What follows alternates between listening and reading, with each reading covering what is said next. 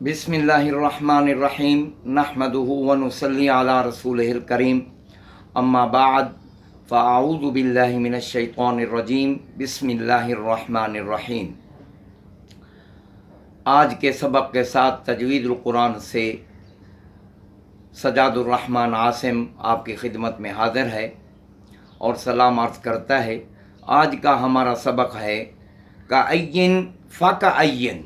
इसके पढ़ने का तरीका क्या है, ये है आज का हमारा सबक का उन्वान। तो कुरान मजीद में कअय्यिन भी आया है, फ़कअय्यिन भी आया है। तो कअय्यिन हो या फ़कअय्यिन हो, असल के रूप से इनमें दो ज़ेर की तनवीन है, जर की तनवीन है असल के रूप से।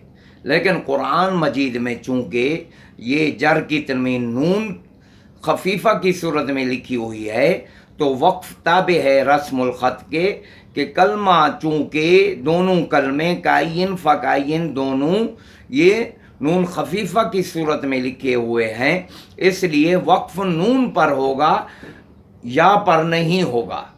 कअय्यिन फ़कअय्यिन इस तरह वक्फ होगा। कोई वक्फ करे कअय्य या फ़कअय्य तो ये दोनों गलत हैं, क्योंकि वक्फ ताबे है रस्मुल ख़त के। अब दो ज़ेर की तनवीन या जर की तनवीन चूँकि नून खफीफ़ा की सूरत में लिखी हुई है, इसलिए वक्फ नून पर होगा या पर नहीं होगा। इसी तरह कुरान मजीद में 5 अल्फाज ऐसे हैं कि लाम के बाद अलिफ भी लिखा हुआ है, ला लिखा हुआ है, लाम के बाद ला लिखा हुआ है। ये लाम ताकीद का है, लेकिन कुरान मजीद की रस्म है लाम के बाद अलिफ भी है, ला लिखा हुआ है, लेकिन पढ़ा नहीं जाता हर हाल में, यानी न वसलन न वक्फन। इन अल्फाज को भी याद कर लिया जाए और इसी तरह पढ़ा जाए। लाम के बाद अलिफ ना पढ़ा जाए, ला पढ़ा जाए, लाम ताकीद का है।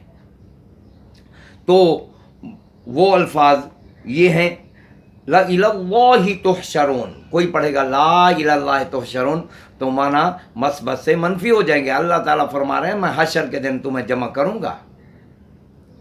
ला इलल्लाहि तुहशरून का माना है मैं हर तरह कोई भी सूरत नहीं है बचने की। तमाम उम्मत को, पूरी उम्मत को, पूरी नबियों की उम्मतों को हशर के दिन जमा करूंगा।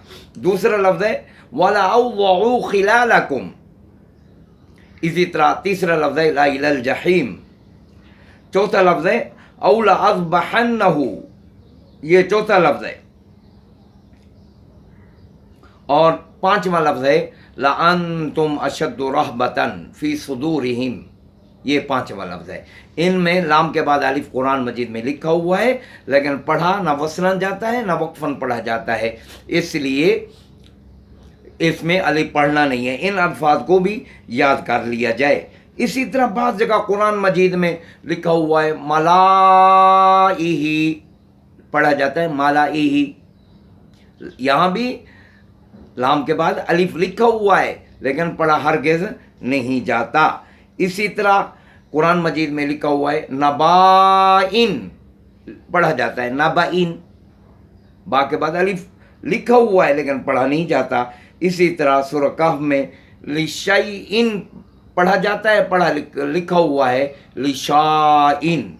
ये भी इनमें भी अलिफ नहीं पढ़ा जाता। इन अल्फाज को भी खूब याद कर लिया जाए, खूब याद कर लिया जाए, वरना कभी आदमी भूल जाता है, अलिफ पढ़ देता है। ऊपर वाले अल्फाज में भी, इन अल्फाज में भी तो खूब याद जो होंगे हैं तो चंद एक अल्फाज, कोई बहुत तो हैं नहीं, हैं 4-5 अल्फाज, 5 अल्फाज ऊपर वाले हैं जिनमें लाम के बाद अलिफ लिखा हुआ। ये भी 3-4 अल्फाज हैं, तो इनको खूब याद कर लिया जाए ताकि पढ़ने में गलती ना हो। बाज़ दफ़ा ऊपर वाले अल्फाज में जो 5 अल्फाज मैंने जिक्र किए हैं, तो उनमें अगर अलिफ पढ़ेंगे तो मस्बत से मनफी माना हो जाएगा। अल्लाह ताला कहेंगे मैं करता हूँ, तुम कहोगे नहीं करता अल्लाह ताला, अल्लाह के ऊपर बहतान बांधोगे।